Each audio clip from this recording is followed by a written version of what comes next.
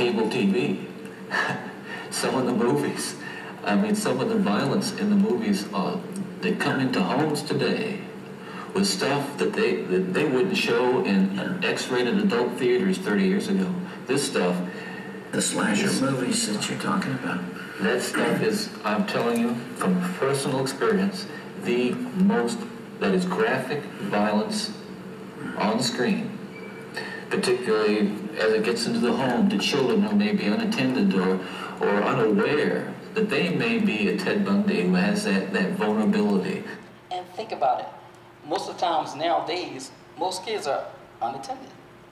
You know, the parents are out working, trying to make ends meet.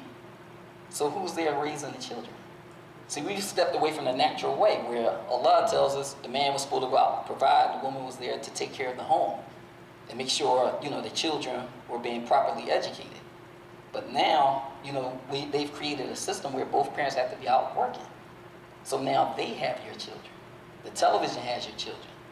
You know, your child usually spends more time with television in school than they do with their own parents. You know, so they're shaping the minds of our children.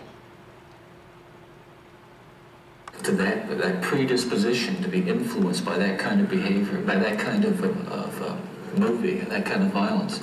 Daniel Weiss, with Focus on the Family Action, says Bundy's words were prophetic. I think there's a real disconnect in society where we can even 20 years later look at Ted Bundy and say, hey, we condemn what this man has done. It's horrible and tragic, and we don't like it. But at the same time, we have entertainment shows all over the place, like CSI, Special Victims Unit, and even, you know, a film today, My Bloody Valentine, which glorifies in this kind of sexualized violence that Bundy was committing. Bundy was really right to distrust the mainstream media because right now porn stars are on talk shows, they have best-selling books, and it's kind of like society is just covering up this idea that porn is harmful, and it's just, you know, harmless fun. Dr. Dobson knew better. He had shown as much by his service on the Attorney General's Commission, and Bundy knew this to be true, so he wanted to entrust that message with someone who would tell it accurately. Focus on the Family has a number of resources available. CitizenLink.com. Now, it's funny that this show in 1974 was doing it in a comedic way, but it was actually warning you about some of this stuff that was coming, you know. And the other thing is, see, when you have internet and television at home, you're allowing the outside world into your home, okay? It's just like I showed them last month talking about Family Guy. The guy that makes Family Guy, his name is Seth MacFarlane. He's an atheist, and he's a strong supporter of homosexuality. So when you watch his program, when you watch his show, you know, he's entering your mind. He's shaping how you think. We sit there sometimes and we laugh at this stuff, but no, this guy's putting forth ideas in your head, in your mind. What's another name for a television show? Another name for a television show is a television program. So they're programming you how to think. Like 50 years ago, homosexuality was seen as, you know, taboo. But now, with all the programming that they put on homosexuality, they keep putting mostly all of the television shows. And now it's accepted, okay? So, you know, they're shaping our belief systems. But I want you to see this, this next piece.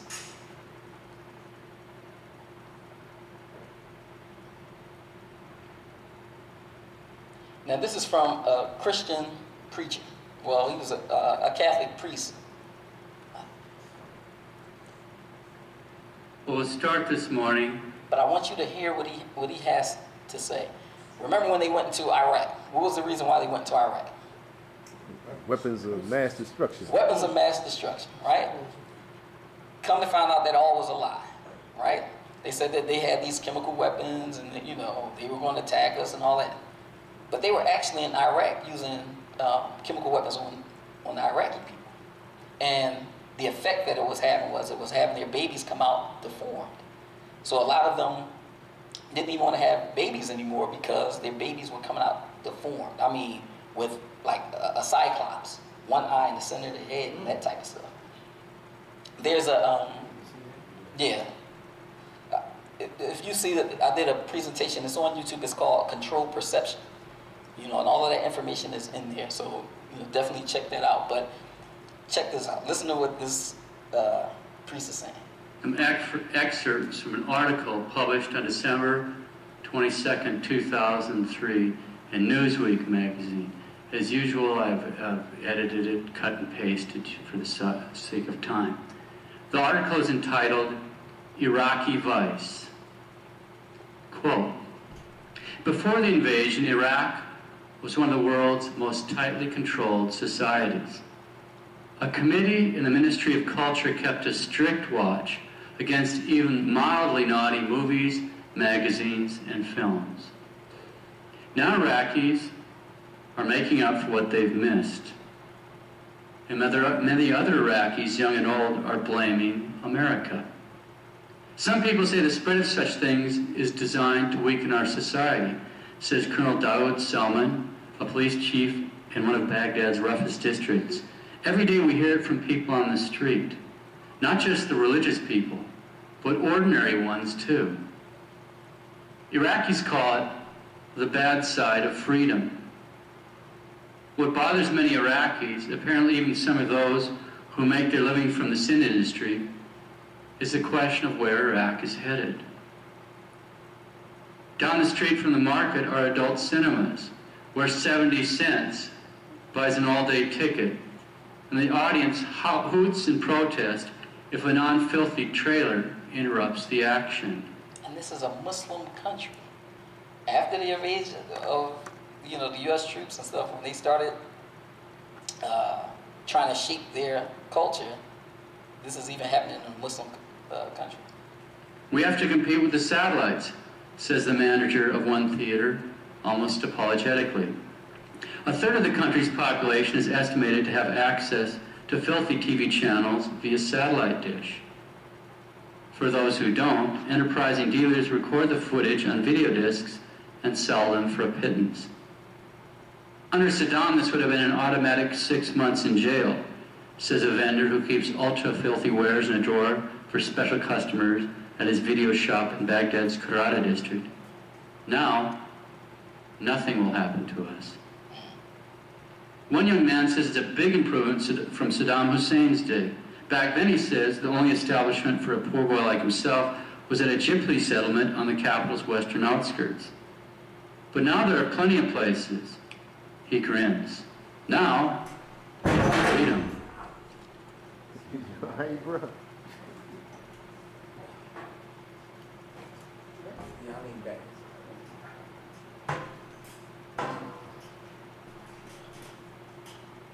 The regime's vice laws remain on the books, but they're rarely enforced. Immediately after the war, we started raids and arresting promoters and purveyors, says Lieutenant Colonel Omar Zaid, a top Iraqi cop. But the American MPs made us release them. After that, the promoters and purveyors understood they had nothing to fear.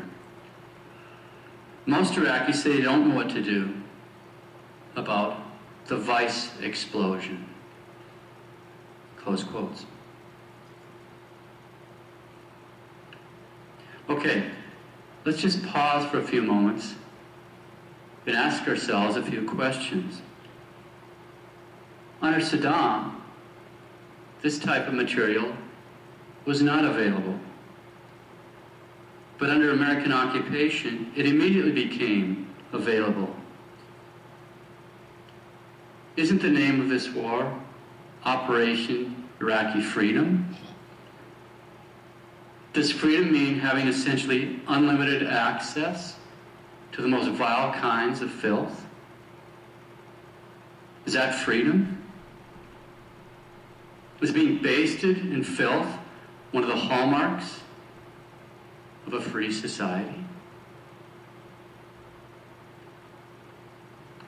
Is that police chief right, who said some people say the spread of such things is designed to weaken our society? Can the spread of filth weaken a society? Could that have anything to do with it? And as painful as it might be to ask ourselves this question, is it possible that this was deliberate? After all, why would our MPs, our American military police, prevent the Iraqi police from enforcing vice laws? Why would our military police protect the purveyors, promoters, and peddlers of degenerate filth? Now hold those thoughts. And let's move from December 2003 back to March of 2002. We'll read a few excerpts from a speech by Dr. E. Michael Jones. Quote, at 4:30 p.m. on March 30th, 2002, Israeli military forces occupied the city of Ramallah in the West Bank. Now for the younger people here, the West Bank is territory that was seized by Israel in 1967. They occupied East Jerusalem over to where the current border is with Jordan right now. It goes a ways up from there and all the way down to the Dead Sea. That's the West Bank. There are about 2 million Palestinians who live in the West Bank. As of right now, today, only about 8% of them are Christian, and they get mistreated by both sides. Bethlehem is in the West Bank, just to give you a picture of Bethlehem. Okay, so at 4:30 p.m. on March 30th, 2002, Israeli military forces occupied the city of Ramallah in the West Bank and seized 3 of the 4 Palestinian TV stations broadcasting in the area. According to a report from the Advertiser, it's an Australian newspaper, the Israelis began broadcasting filth, and I mean the worst kind of filth, over the El Watan, the Amawaj, and the Al-Sharak channels. The only Palestinian station not taken over by the Israelis ran a written message on the bottom of its screen stating that, quote, anything currently shown on El Watan and other local TV channels has nothing to do with Palestinian programs, but is being broadcast by the Israeli occupation forces, close quote. The situation in Ramallah was made much worse by the fact that the Israelis had imposed a curfew enforced by snipers stationed on tall buildings, like the local hospital, forcing people to stay indoors, where naturally enough, anyone seeking further information about the occupation would turn to the local TV stations, close quote. So they set forth this curfew to force them to watch this filth that they were putting on the television. And the sad thing about it is we're bombarded with this filth all the time. You know what? When I was in Egypt and we were riding around the city, like we saw some of the worst projects I ever seen. Like big high-rise buildings with no windows, but people living in there. But every window had a satellite dish on it. Wow. Every last one. Wow. So I kind of understand now what.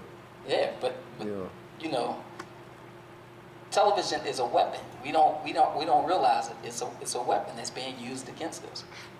All right, so because I'm still trying to grasp the concept of how pornography is, like, how is it being? I know what it is. It's filth, but how is it being used? Like, is it just the brainwash? Because it's because in my eyes, it's just like saying that video games correlates to children's bad behavior when that's not the case at all. When there's other different variables that brings them to that how they act. Well, see, I've been a teacher for 23 years. Yes. All right. Children do what they see. Okay. Children do what they see. Yes. Even when you talk about video games, right? You might not see that thing right away, but look at the murdering. Well, look at kids are seeing a whole lot of different violence, and a lot of the video games now are first person. Yes. Right? Whereas like you're walking and you're doing these things, yes, right? Going and shoot people in the head and all that kind of stuff, right? They have the one game, Grand Theft Theft Auto, you're going to see prostitutes and all this stuff. So the more and more these things come into your mind, the more it becomes a part of you. You are what you eat, or you are what you consume. And I understand that. Trust me, because I'm using this as a learning experience as well. Because through my experience, the things I have researched on my own too, I see it as though those video games is not. It's an outside force, but it's not that force that brings them to violence. It's more so when you say it's more, you are what you eat. It's more what they see in front of them. Like how, if I see,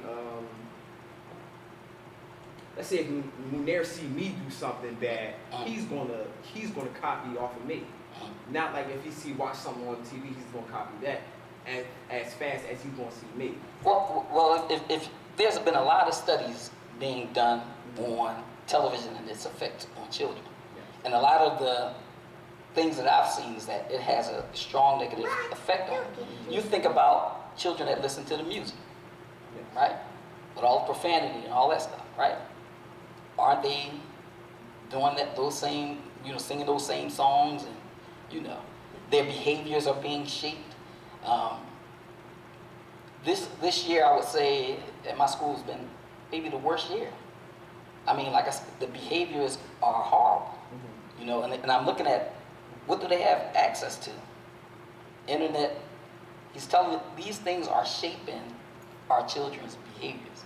That's what pornography is. Pornography is a, like I said, we have little kids drawing male genitalia on the walls. I'm talking about, small children. They've been doing that since I seen that when I was younger. So but see, when you grew up in the age of internet stuff too, right? I guess, yeah. Yeah, really, yeah. Yeah, right? Because how old are you? 22. Right, so you're looking at a generation that's being raised on this stuff. All right? They call y'all the millennials. Yeah. Right? A lot of millennials don't believe in God. Because they're shaping us with programming. They're shaping us with programming. They're entering our minds and shaping us with programming. You don't want to believe that that's so. No, I'm just saying like 93 on back. Well, let's kids more 93 on back. I don't know. No, well, look at some. Well, we'll talk. Go ahead, bro. You said, what was happening over there was Saddam, and also was Ted Bundy, because I followed Ted Bundy. I watched a show on ID, something on Channel ID. Okay. The thing is that when people like Ted Bundy is that they think it's out of control. And the reason why it's out of control is not balanced by morality or nothing else. And that's a good point. And see, and the body's not being balanced, so then therefore it's unchecked. So they continue to practice their lust on people or whoever the victim may be. And even with the thing what Don was saying is that they're taking out the morals of the people, and they address it with something that the devil says in Quran that I will make things look alluring to them. It looks good to their heart, and so it looks good to them. And now they're blinded by it. They think they're not really doing the wrong, but all along is that the corrupt has been more, and their morals have been corrupted, and they only recognize it. Right. Now look at our children. Our children are not really getting morals because they're not spending a lot of time with their parents, so they're missing they're not being taught at school. So if you're not getting morals and values, you're like an animal. So you do what you want, when you want, Go ahead, sister. Oh.